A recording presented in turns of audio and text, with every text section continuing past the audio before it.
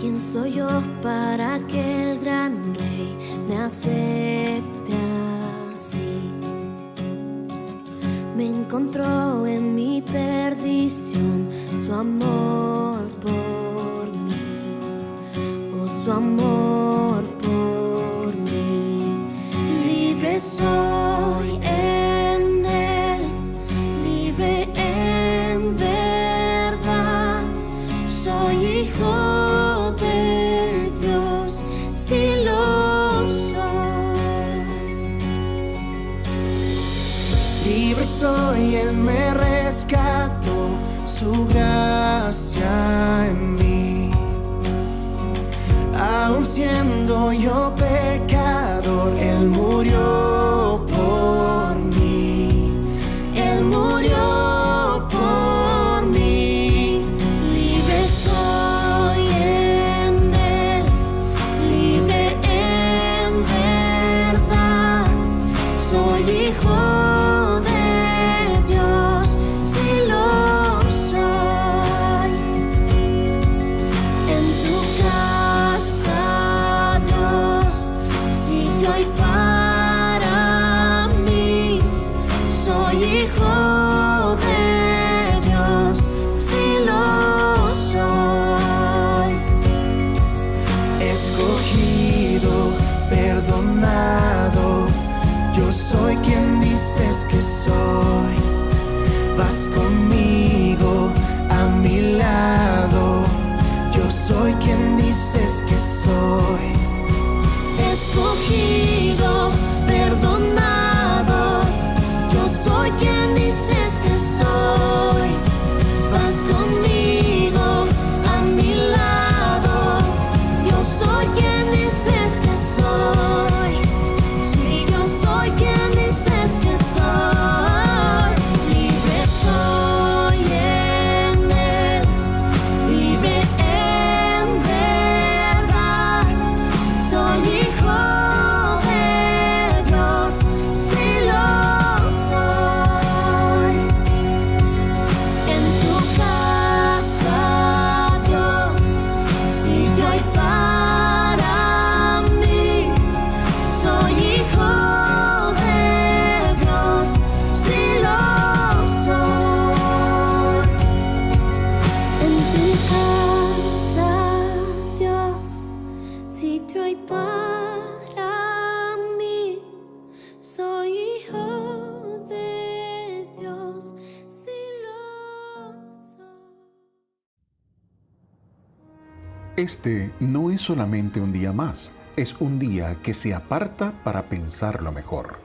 Cuando todo parece oscuro y sin propósito en medio de la pandemia mundial y otros problemas, nos reunimos virtualmente para oír del amor de Dios. En este medio de comunicación oiremos su palabra y nos renovaremos en fe y la bendición celestial. Le invitamos a hacer de esto una visita al templo virtual. Muy buenas tardes, mis hermanos. Qué maravilloso estar con ustedes una vez más. Qué maravilloso es ver cómo hemos estado avanzando en el estudio del libro de los Romanos. Ya hemos visto 5 hermosos capítulos. Hoy día vamos a ver 2 más, el capítulo 6 y el capítulo 7. Qué precioso es, ¿verdad? Qué maravilloso es poder entender las joyas más impresionantes y tremendas del Dios vivo, que quiere grabar en tu mente y en tu corazón, como también en el mío. Les invito a que podamos tener un momento de oración, inclinemos su rostro y oramos. Buen Dios y Padre eterno, te damos gracias por un hermoso día de vida, porque Señor, esta semana hemos podido contemplar tus maravillas, hemos podido, Señor, declarar tu amor hacia ti, Señor. Gracias por todo lo que nos has dado.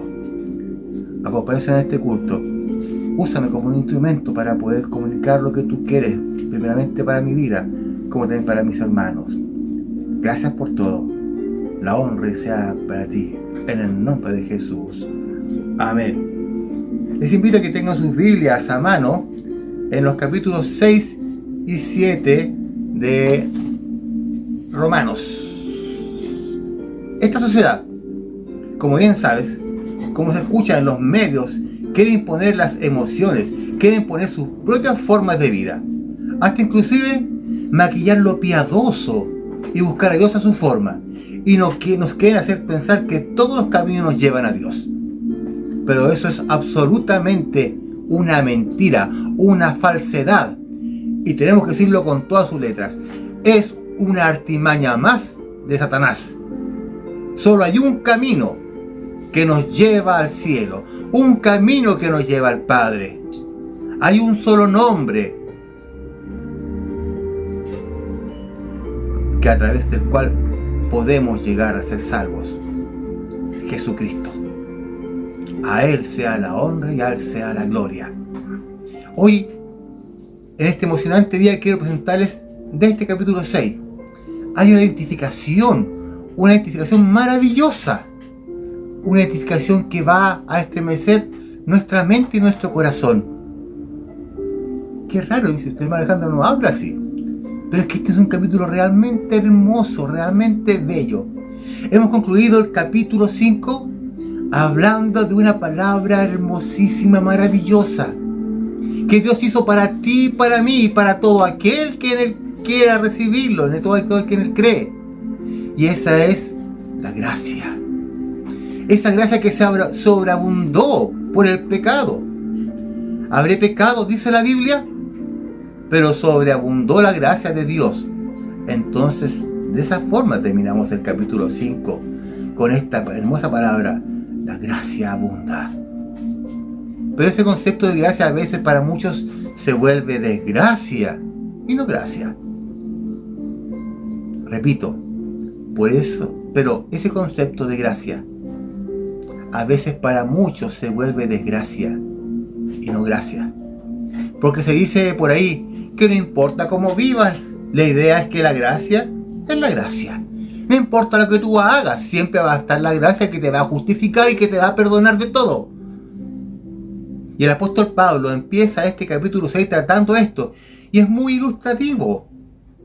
Porque la pregunta que él hace en el versículo 1 es: ¿qué pues diremos? ¿Perseveraremos en el pecado para que la gracia abunde? Una vez me dijeron: ¿sabes, hermano? Hay que pecar, porque si no pecamos, ¿para qué es la gracia? No serviría de nada. Hay que pecar para que la gracia abunde, como le decíamos delante. Qué terrible el pensamiento, ¿no? ¿Cierto? En tu Biblia, seguramente, igual que en la mía, dice de ninguna manera. Pero estudiando un poquito, leyendo un poco más allá, la verdad es que el apóstol Pablo no dijo de ninguna manera. La traducción sería literal: no, no y no. 3 veces no. Literalmente dijo 3 veces no. No hay que pecar. No debes pecar. No debemos de pecar. ¿Por qué dice esto? Porque hay un concepto errado de la gracia de Dios que hoy trataremos de aclarar. Hemos dicho en semanas anteriores que es la fe hacia Jesús, la comprensión de nuestra vida pecaminosa, de nuestra enfermedad, que nos hace ir al médico de médicos y entender las maravillas de este médico que tiene para ti y para mí. Entender la cruz como una maravilla, la fe como el canal que nos conecta a Dios. Así que abracemos esa salvación tan grande y no vivamos la gracia como si fuera una desgracia, sino cuidando la salvación. Si bien la gracia abunda, no nos da licencia a ti ni a mí de poder hacer lo que queramos, porque si hacemos lo que queremos, sin importarnos, es que no hemos entendido lo que es la gracia. Pablo, a partir del verso 3, empieza a marcar qué significa esto. Si tú quieres saber lo que es la gracia, entonces tienes que identificarte con la cruz. Porque en el día de la crucifixión, mis queridos amigos y hermanos, escuchen bien, en el día de la crucifixión, usted y yo estuvimos ahí, y eso es algo maravilloso, porque porque por ti y por mí Cristo murió en la cruz. Entonces esa cruz no es tan lejana a nosotros, es más bien cercana. Por eso es que en este día quiero que abras tu entendimiento y que tú te confrontes frente a la palabra de Dios. Yo también tengo que hacerlo. Yo lo hice, ya está haciendo esto. Dios quiere que tu vida tenga un sentido real. Para mí esta es una de las predicaciones más difíciles de poder realizar, poder escribir. Y realmente me ha costado, como dicen por ahí, como un dolor de parto, como parto. Me ha sido muy difícil. Ha tocado mucho este tema en mi vida. Esto de la gracia, esto de pecar, esto de ser un ejemplo y tomar las medidas correspondientes.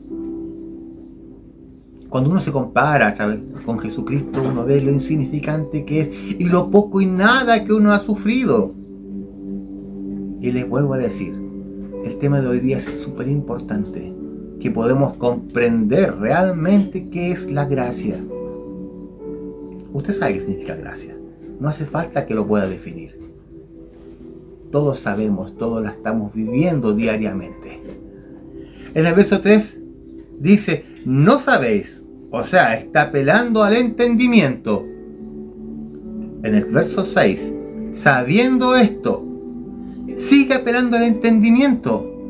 Y el verso 9, sabiendo que, lo primero que remarca es el entendimiento, o sea, para poder enfrentarme a la palabra gracia, debo poder entenderla, aclarar en mi cabeza, en mi ser, el concepto real de gracia. ¿Y qué significa esto en mi vida? ¿Qué va a tener? ¿Cuál va a ser la circunstancia o cuál va a ser lo que va a moverme? Dios quiere que entiendas. Lo primero que quiero decirte es que Dios le interesas. Completamente. Le interesa lo que tú pienses. Es decir, todo lo que pase por tu cabecita. Todo lo que tú empiezas a entender. Eso va a filtrar a tu corazón. Leí una vez, lo que no te forma, te deforma. ¿Sí?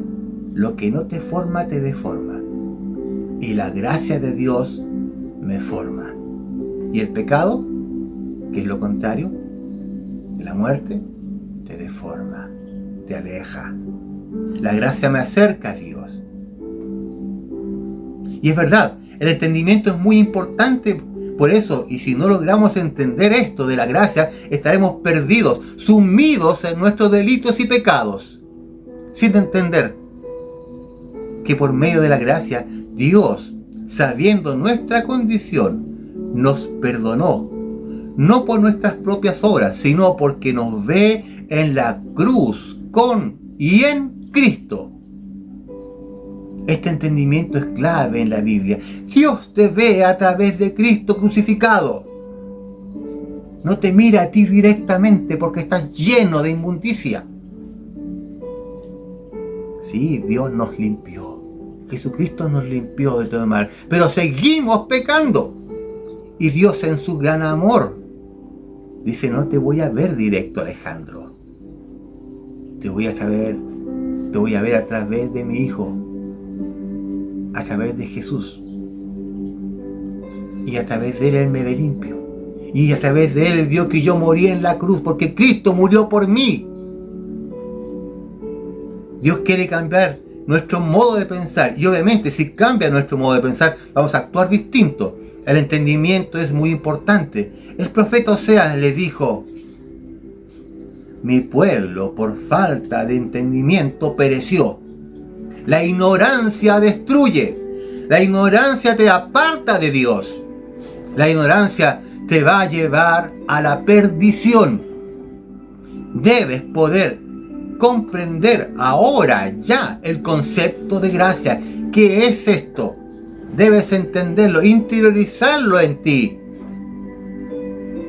El apóstol Pablo aquí en el capítulo 6 empieza a hablar de lo que significa realmente ser crucificado junto con Él. Dice, ¿no sabéis que todos los que hemos sido bautizados en Cristo Jesús hemos sido bautizados en su muerte? Mira lo que dice, todos los que hemos sido bautizados en Cristo. Este no va a ser una clase de bautismo y tampoco una explicación sobre el bautismo, que todo lo tenemos más que claro. Con Él hemos sido bautizados en su muerte. Con Cristo hemos sido bautizados en su muerte también. O sea, estamos muertos a nosotros mismos. Morimos con Cristo.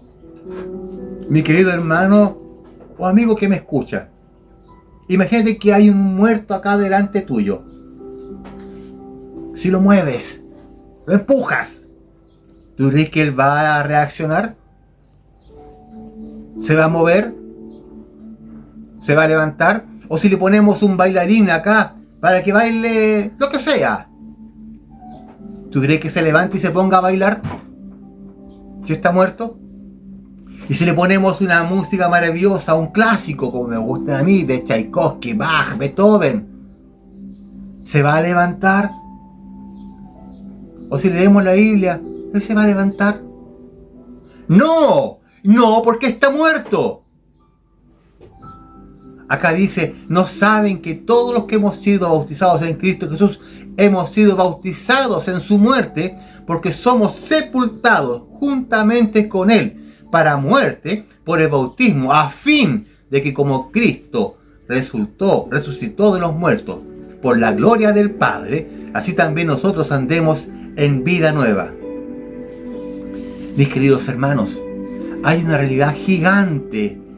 El que tiene a Cristo en el corazón, el que ha disfrutado de la gracia, en primerísimo lugar, tiene que entender que está muerto al pecado, está sepultado. Un muerto no puede vivir. Lo que quiere explicar Pablo es que debemos entender que nuestra vida está sepultada con Cristo. La verdadera gracia se disfruta entendiendo en primer lugar que estamos sepultados con Él. Y esto es impresionante. ¿Sabes lo que dice Primera de Juan capítulo 5 verso 18? Para hacer un paralelo, para parafrasear, dice así: que los que hemos nacido de Dios no practicamos el pecado. ¿Qué? ¿Qué cosa quiere decir esto? ¿Que ya no somos pecadores? ¿Que misteriosamente esa naturaleza que hemos enseñado por más de 3 capítulos se ha desaparecido en nuestra vida? No. Usted y yo somos absolutos pecadores. Hombre, mujer, blanco, negro, joven, viejo, escúcheme bien. Es un absoluto pecador. Por naturaleza. Pero la gran diferencia es que ya no practicamos el pecado. Que es distinto por naturaleza. Somos pecadores. Por eso usted y yo quedaremos en la tumba. Por esa antigua naturaleza. La verdad es que usted y yo somos pecadores. La Biblia dice, porque la paga del pecado es la muerte. Y tú y yo pecamos. Usted y yo, hermanos, pecamos y merecimos la muerte. Mas al haber recibido a Cristo en nuestros corazones, el Padre nos ve por medio de Cristo en su crucifixión, por lo que ya no tenemos solo esa naturaleza que nos lleva a practicar el pecado. Ahora nacimos de nuevo y estamos sepultados con Él. Somos una nueva creación. Pero ¿saben que Él cubrió mi sentencia? Y ya no hay condenación, porque ya fue pagada mi deuda y ahora tengo vida. Y una vida en abundancia. La Biblia expone con claridad que la gracia de Dios tiene una demanda en nuestra vida, es decir, tiene un fruto y usted y yo lo conocemos. Estamos muertos juntamente con Cristo. Hay una identificación. Yo me identifico como un pecador, pero ahora soy un hijo de Dios.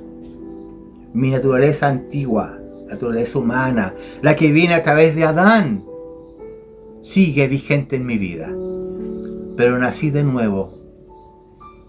Renací, como le dijo Jesucristo. Tienes que volver a nacer. Y yo volví a nacer. Y tengo esta nueva naturaleza espiritual que es en Cristo. ¿Cuál va a triunfar? Depende de ti y de mí cuál triunfa. A quien dejo gobernar más mi vida. En el verso 9 dice, sabiendo que Cristo, habiendo resucitado de los muertos, ya no muere. La muerte no se enseñoreará más de él. Amén, gloria a Dios. Claro, obviamente estamos confiando en aquel que venció la muerte. Hay un poder sobrenatural en usted y en mí. Si usted sabe a qué me estoy refiriendo. ¿Cuál es ese poder sobrenatural? Si es que en verdad nos hemos rendido a Cristo, ese poder sobrenatural está en tu vida. Mi hermano, mi hermana, escúcheme bien, estamos muertos para este mundo. Te lo repito, estamos muertos para este mundo. Y estamos muertos para toda propuesta de este mundo. Tenemos que entender eso, porque si no, vamos a vivir esclavizados, con temor, con miedo, sobre mi futuro, sobre qué va a pasar contigo, conmigo después. Mas nuestro viejo hombre está muerto. Y si está muerto, entonces el pecado no tiene por qué enseñorearse de ti, ni tampoco de mí. Porque por naturaleza hemos sido sanados, ya no tenemos pecado, no somos pecadores y no practicamos el pecado. Nuestra vida no vive en un ciclo de práctica normal de pecado. Es decir, miento, me arrepiento, miento, me arrepiento. Y no pasa nada. No puedo tener un ciclo normal de pecado. Que si robo no va a pasar nada. Que si miento no va a pasar nada. Tenemos que entender que el verdadero cristiano, el que ha nacido de Dios, no practica el pecado. Estamos sepultados juntamente con Cristo. Y dice ahí en el verso 4, terminando, así también nosotros andemos en vida nueva. La pregunta es entonces clara: ¿andamos en vida nueva?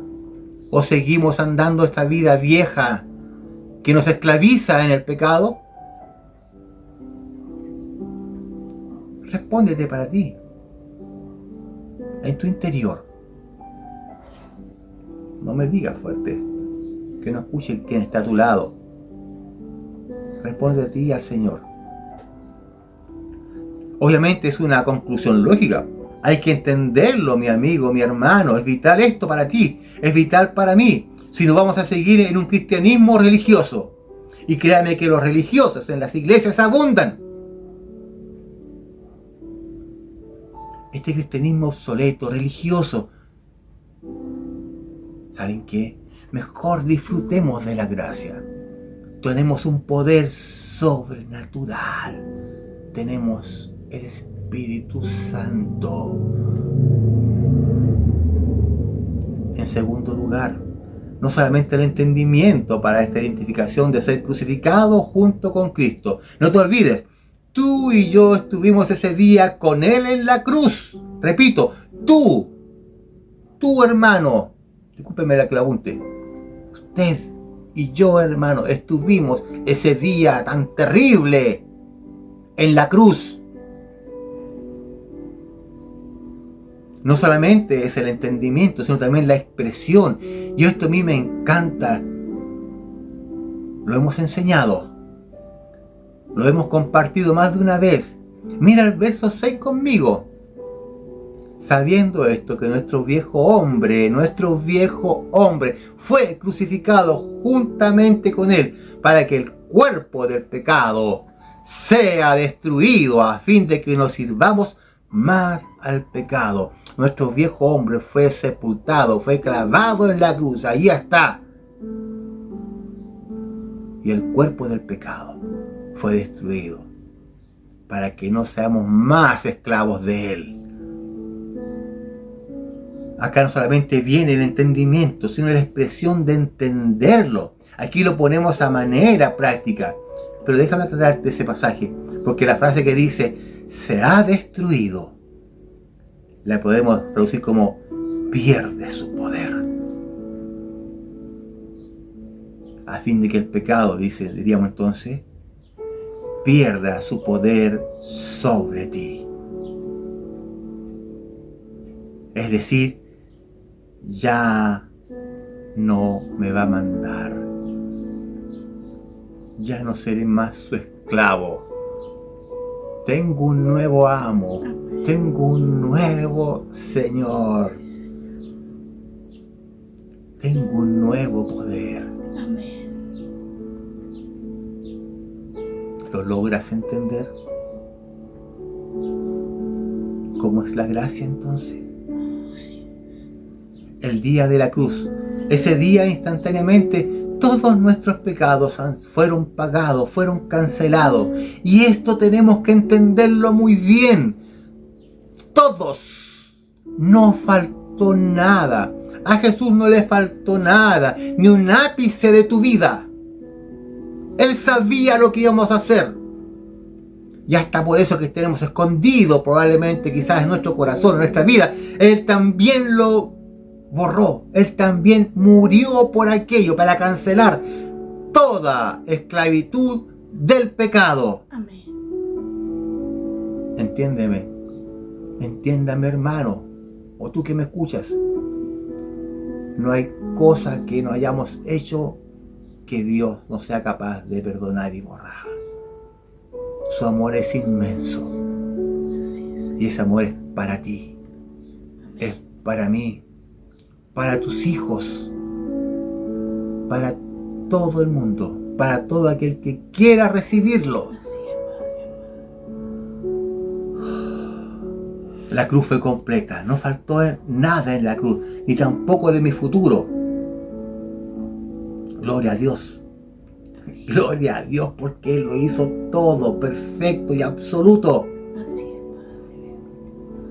Y me gozo por eso, porque la cruz es el poder de Dios completo para ti y para mí. El día que Cristo entre en tu corazón, ese día maravilloso, entra la gracia en ti.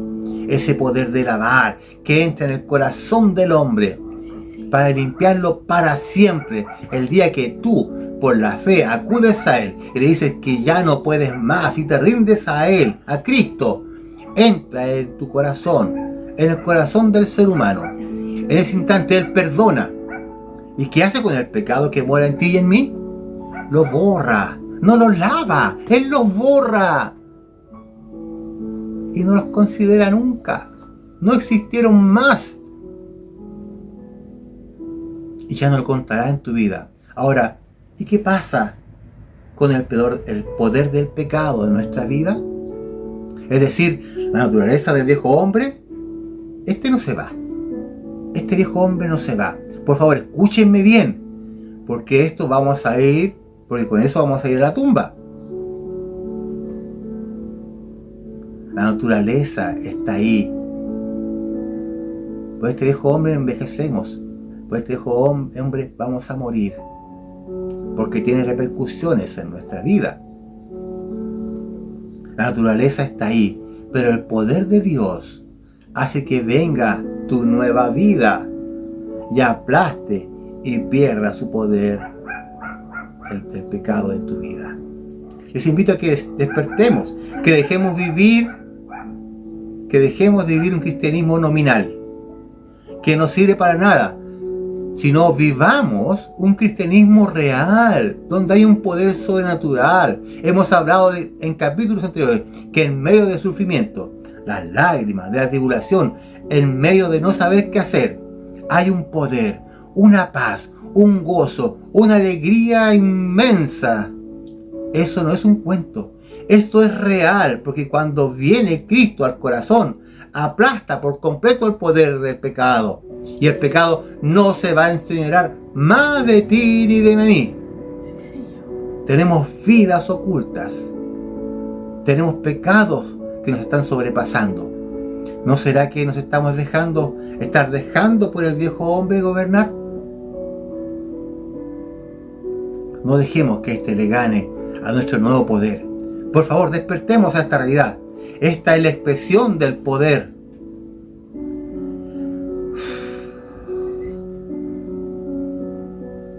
De este poder de Dios en ti y de mí. de la gracia maravillosa de Dios. No solamente un entendimiento claro que estoy muerto al pecado, es una expresión clara de que Dios vive en mi corazón y que si estamos en lucha, porque usted y yo estamos viviendo diariamente todo tipo de tentaciones, dolor y tribulación, pero el poder de quien vive en nuestro corazón, vivamos en esa gracia maravillosa. Mi querido amigo y hermano, no nos dejemos influenciar más por el mundo y vivamos para Cristo. Desde el verso 5 al 9 habla y explica de esa expresión el apóstol, nosotros que podemos andar tanto sin tomar la decisión. Pero déjame decirte con todo mi corazón que hoy puedes hacer un cambio absoluto en tu vida y tan solo aceptas en tu corazón a Cristo, y que cuando Cristo está en tu corazón, la gracia de Dios te justifica y te absuelve de todo pecado, convirtiéndote en su Hijo y que estás juntamente crucificado con Él. Ahora, no solamente el entendimiento, ahora está la expresión. Hablamos del entendimiento, que había que entenderlo, y ahora la expresión, sino que en último lugar de este versículo 17 nos habla de una palabrita que no nos gusta mucho, pero la gracia hay que entenderla así también. Hay que comprender también la esclavitud. Y bien sé que se expresa y se explota muchísimo que todo cristiano no es hijo de Dios. ¿Qué me está diciendo, hermano? ¿Que no todo cristiano es hijo de Dios? No, pues. Solamente son hijos de Dios aquellos que lo han recibido en su corazón. Recuérdense que no todo el que dice Señor, Señor entrará al reino de los cielos. Señor, por ti sanamos enfermos, resucitamos muertos. Va a decir, no te conozco. Y no te conozco porque no recibieron en su momento a Cristo en su corazón, sino han sido unos meros seguidores, creyentes a media, legalistas. ¿Usted qué es lo que es? ¿Es un legalista? ¿Es un religioso? ¿Sigues una religión o sigues a Cristo? ¿Qué somos realmente? ¿Unos religiosos que nos escachamos el día domingo para ir a culto y decir, te alabamos Dios, amén, amén, gloria a Dios, y te cantamos y alabamos y levantamos nuestras manos? ¿O estás como esa viuda pobre que entregó su monedita? Sé propicio a mí que soy pecador. ¿Cuál de los dos eres tú? Sin arrepentimiento nadie verá a Dios. Sin arrepentimiento no hay entrada con Dios. No hay entrada a la vida eterna con Él. No hay entrada al cielo. No tendrás vida en abundancia. Entrega ahora tu vida al Señor. Vuelve tus ojos a Él. Que el pecado no tenga más influencia en tu vida. No seas esclavo del pecado. No seas esclavo de tu vida. Juan 1:12 lo explica con claridad. Cómo entramos a la familia de Dios. Pero al exaltar, al ser hijos de Dios, a veces nos olvidamos que antes de ser hijos, la Biblia nos plantea y nos lleva a hablar de la esclavitud. En el versículo 16 dice, ¿no sabéis que si os sometéis a alguien como esclavos para obedecerle, sois esclavos de aquel a quien obedecéis, sea del pecado para muerte? O sea, si éramos esclavos. ¿Y ahora eres esclavo del pecado? Ahora, si le aceptamos, hemos pasado de la esclavitud del pecado a ser siervos de la justicia. Déjame leerte el versículo 17. Pero gracias a Dios, que aunque éramos esclavos del pecado, habéis obedecido de corazón aquella forma de doctrina, la cual fuisteis entregados y libertados del pecado, vinisteis a ser siervos de la justicia. Oye, me está diciendo que va a ser esclavo Era esclavo del pecado y ahora soy esclavo, un siervo de la justicia. Amén, pues.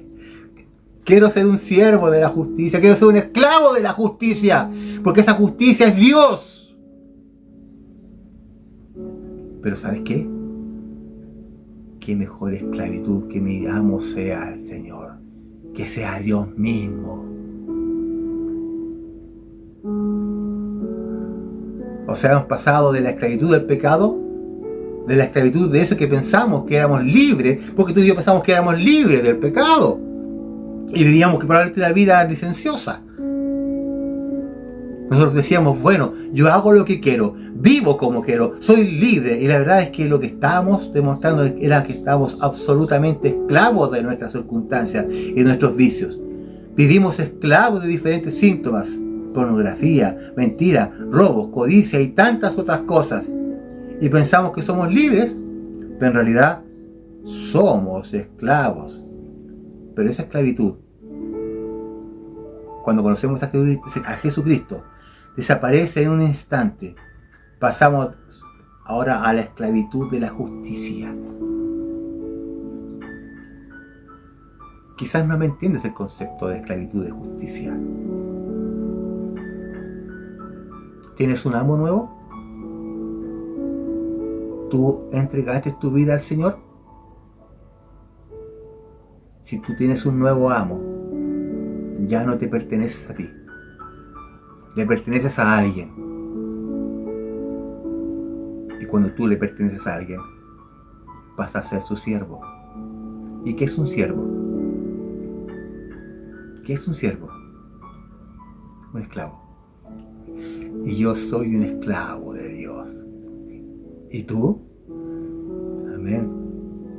Tú y yo decidimos ser esclavos de Dios, siervos de Dios.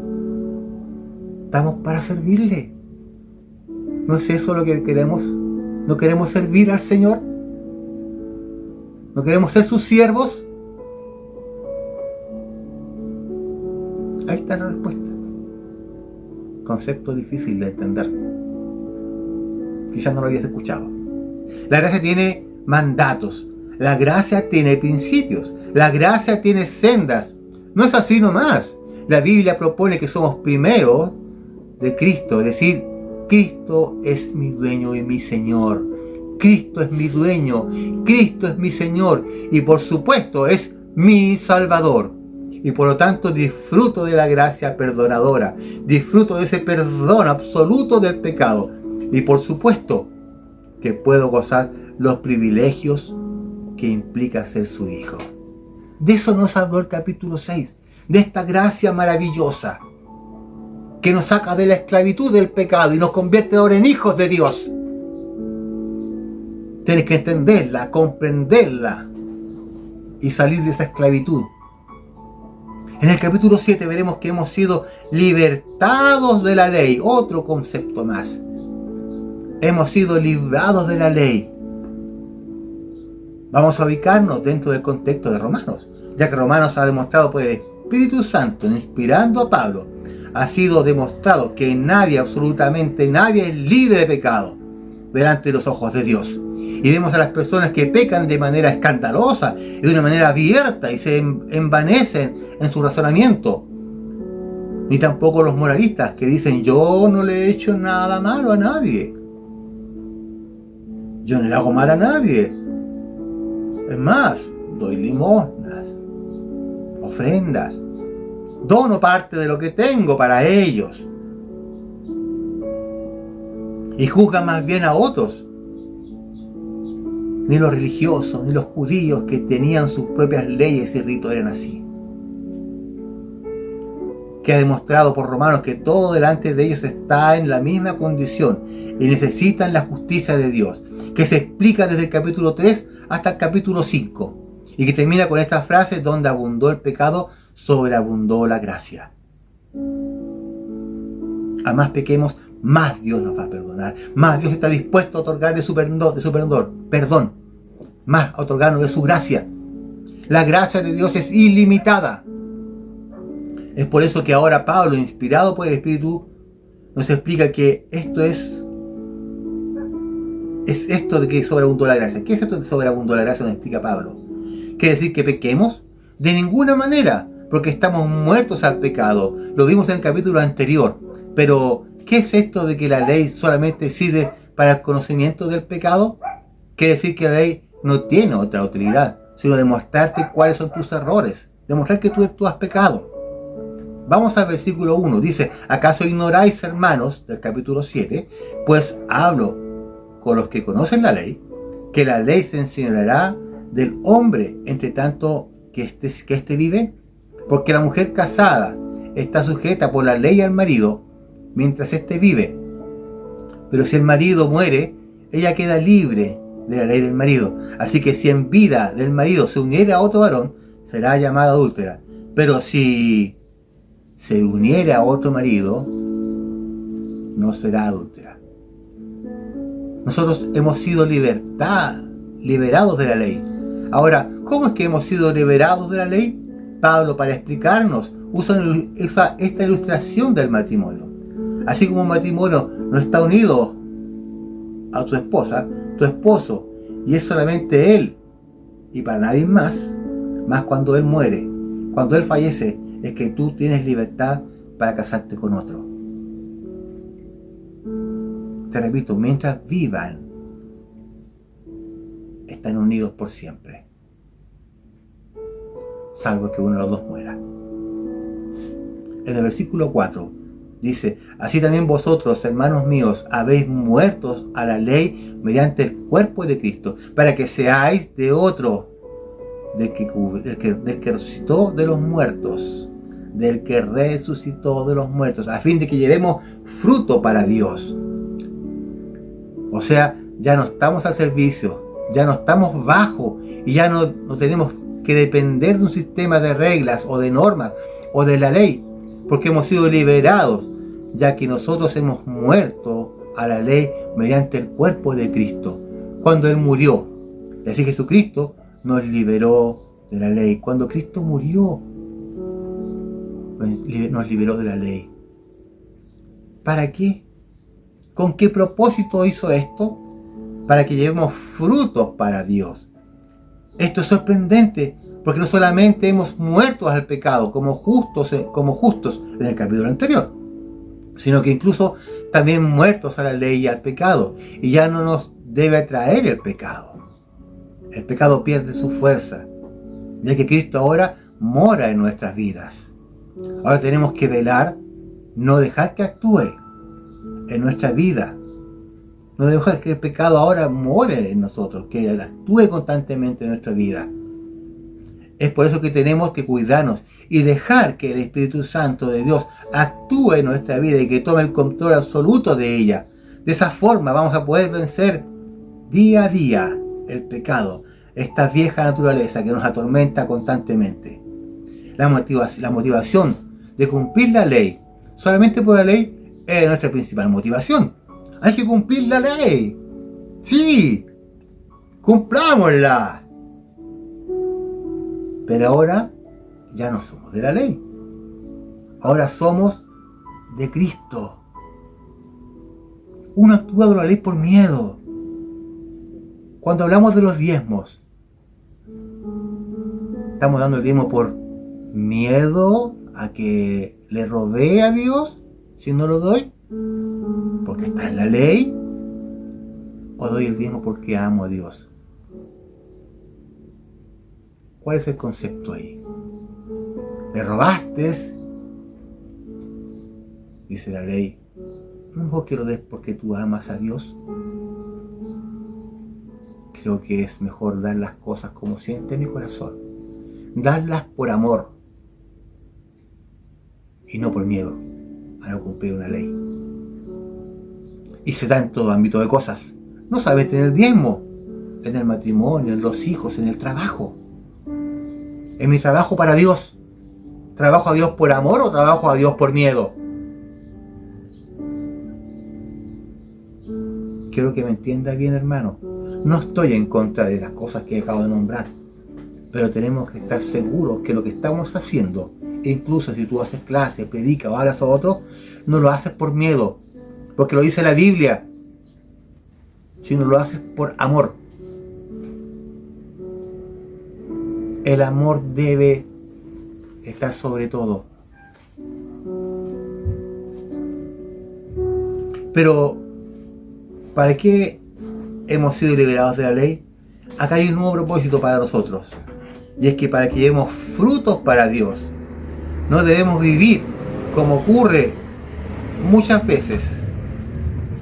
Muchas veces hay personas que simplemente se limitan a cumplir, a seguir ritos. Gente pasiva en las iglesias están tratando de evitar hacer cualquier cosa, de no hacer lo malo, evitan hacer lo malo, pero están siendo más unos religiosos. En vez de servir a Dios de corazón, se han convertido en críticos, en meros religiosos, en calentasientos. ¿Qué estás haciendo tú por Cristo? ¿Qué estamos haciendo por Cristo? ¿Estamos haciendo calientasientos? ¿Estamos sirviendo por miedo? ¿Estamos sentados? Que el otro hermano lo haga, que otro haga las cosas. Por favor, hagamos las cosas de corazón, por amor a Dios. No por amor al pastor, a los diáconos, a los hermanos. Hagamos las cosas por amor a Dios. Ahora debemos querer vivir para Cristo, ya no cumplir con la ley. Ya no debemos andar cumpliendo la ley, sino que debemos anhelar, ir más allá, porque somos amados por Cristo. Ahora no nos es suficiente, no nos basta simplemente con dejar de hacer lo malo, porque esto debe ir más allá de cumplir una obligación, debe ir a amar de forma práctica más que dejar de hacer lo malo por obligación. Es comenzar a hacer lo bueno por amor a Cristo. Mas anhelamos ahora estar todo el tiempo estudiando su palabra, porque mientras estábamos en la carne, dice el versículo 5, porque mientras estamos en la carne, las pasiones pecaminosas que eran por la ley obraban en nuestros miembros, llevando fruto para muerte. Mas ahora tenemos que llevar frutos para vida, frutos para Cristo, frutos para Dios. Entonces aquí viene la tercera pregunta: ¿por qué nos liberó de la ley? Ya sabemos. ¿Cómo hacemos? Ya sabemos. ¿Para qué? Si ya lo sabes. Nos libró de la ley para que podamos ser sus hijos. Porque no íbamos a ser capaces tú y yo de cumplir la ley en absoluto. Porque cuando estábamos en la carne, cuando vivíamos en las pasiones pecaminosas que eran por la ley, porque la ley era usada por el pecado para avivar y despertar la codicia de cosas malas. Es como las tortas. Sí, una torta. ¿Cómo es eso, hermano? El pecado es como la torta. La ley es como la torta. Voy a decir algo así. Cuando estamos a dieta, cuando queremos bajar de peso, es cuando más hay torta. Cuando ayunamos, es cuando más se nos ofrece comida. ¿O estoy equivocado en eso?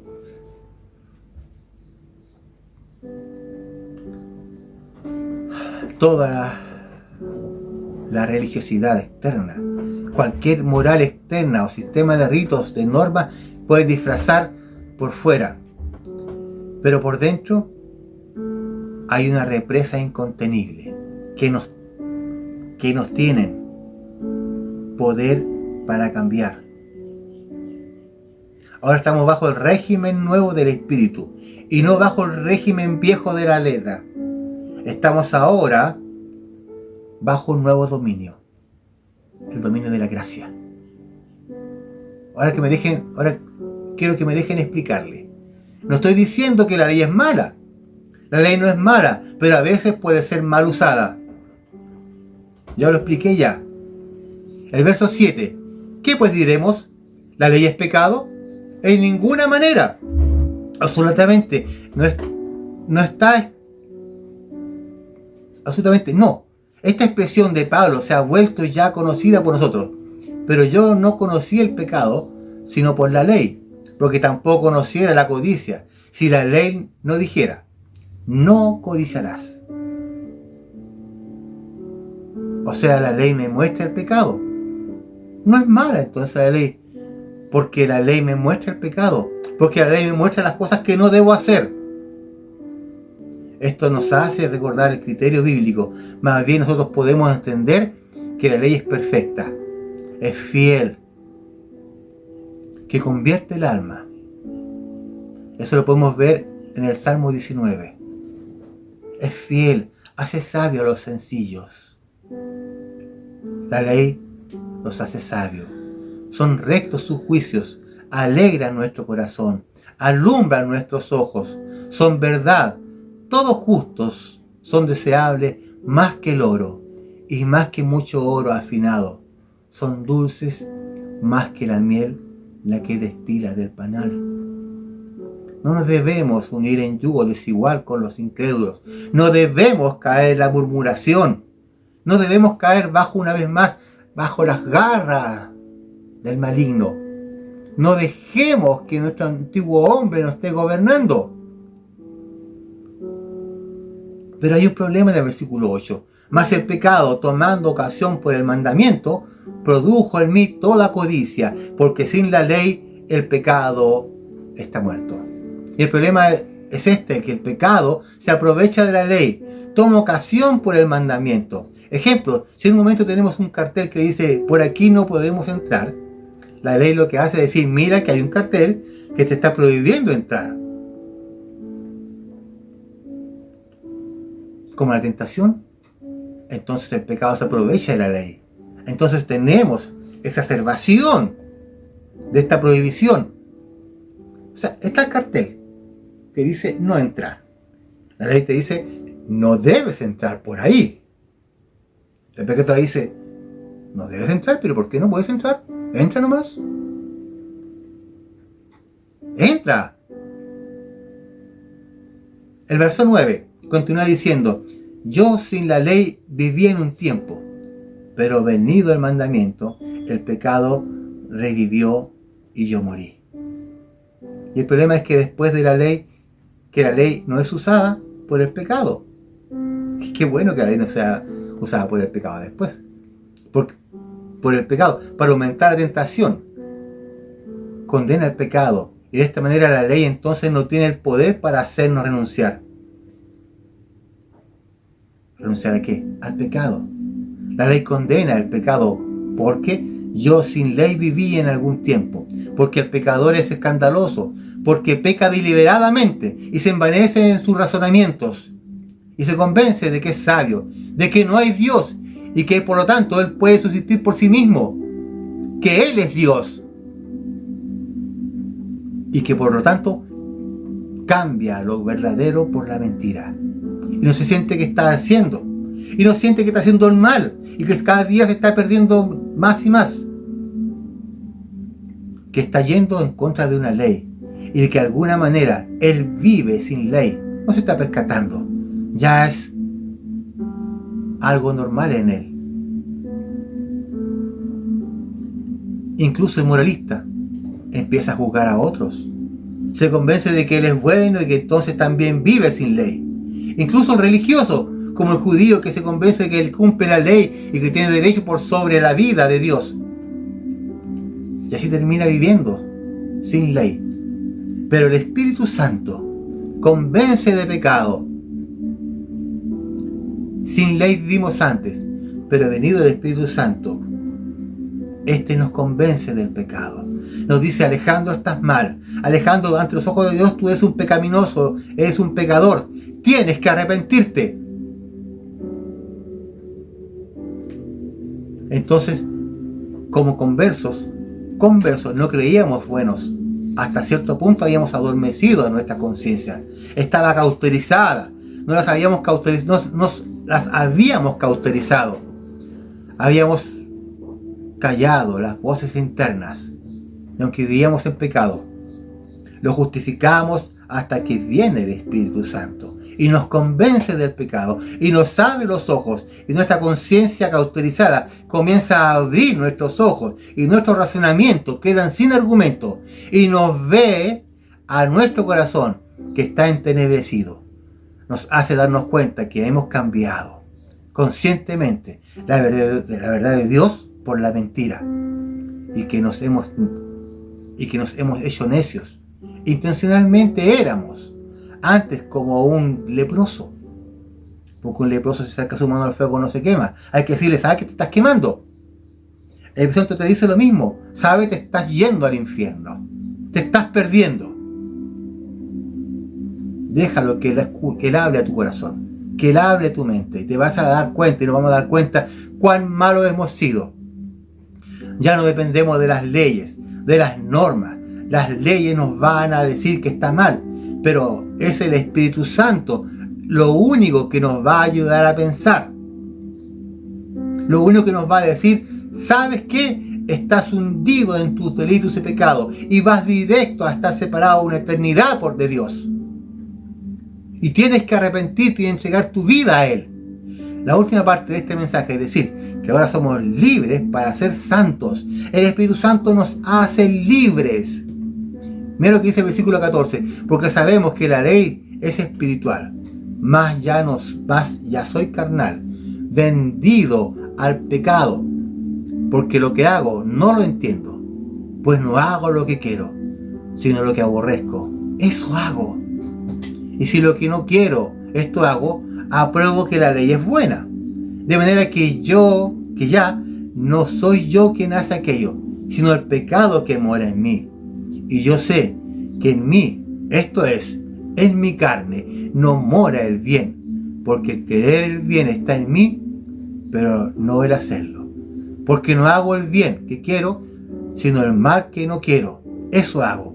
Y si hago lo que no quiero, ya no lo hago yo, sino el pecado que mora en mí. Qué enredado me va a decir, hermano. ¿Sabe qué? Lo resumo. El pecado está en ti. El pecado hace que te alejes de Dios. Y aunque tú quieras hacer lo bueno, mientras no entregas tu corazón al Señor, vas a seguir siendo esclavo del pecado. Acepta al Señor en tu corazón y serás libre de esa esclavitud que te lleva derecho al infierno, a estar separado una eternidad de Dios.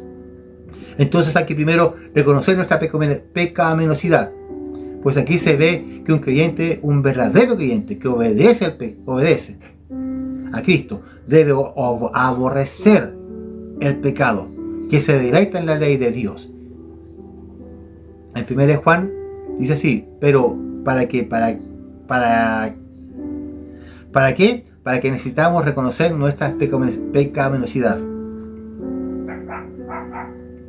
para pedir perdón a Dios y para ir avanzando en nuestra vida, porque mientras más espiritual es el creyente, más consciente se vuelve de su carnalidad. Mientras más cerca está de la luz, puede ver con mayor claridad sus pecados, que están ocultos. Mientras más cerca estés de Dios, más es la capacidad que tienes de humillarte delante de Él y ser consciente de tu pecado por su santidad.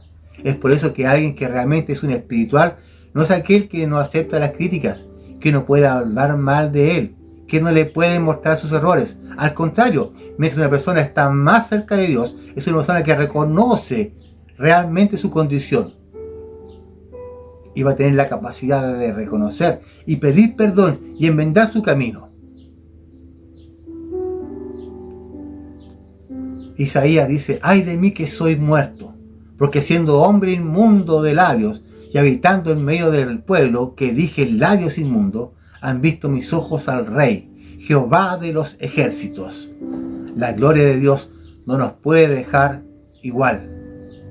Una vez que hemos reconocido a Dios como nuestro Señor, llevamos una nueva vida, un nuevo ser, un nuevo poder dentro de ti y de mí. Hermano, solo queda decir que dejemos que el Señor se siente en el trono de nuestro corazón.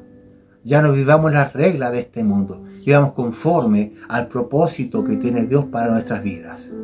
Solo en Él vamos a encontrar la paz y la tranquilidad para nuestra alma. Oremos. Buen Dios y Padre eterno, gracias una vez más por este hermoso día. Gracias, Señor, que nos otorgaste el perdón. Gracias por la gracia inmerecida. Quédate en medio nuestro, ahora y siempre, en el nombre de Jesús. Amén. Que el Señor los bendiga.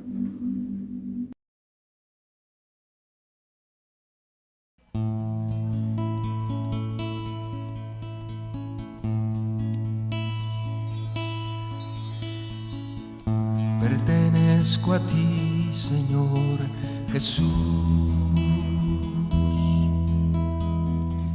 y no hay nada que pueda borrar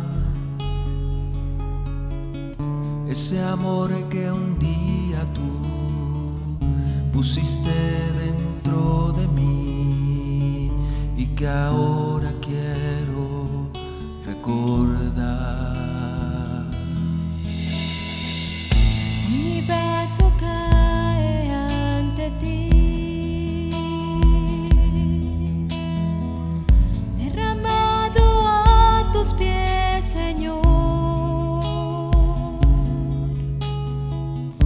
a rogarte tu perdón por tanta rebelión que impide que pueda darte mi amor.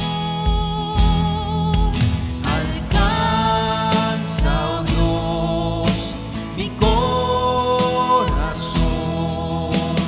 rómpelo y límpialo, que tú puedas a través de mí reflejar tu gloria y tu amor. Alcanza, oh Dios, mi corazón,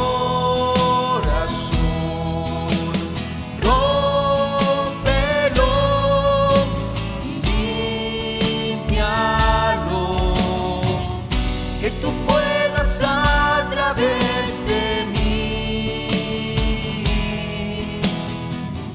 reflejar tu gloria y tu amor aquí.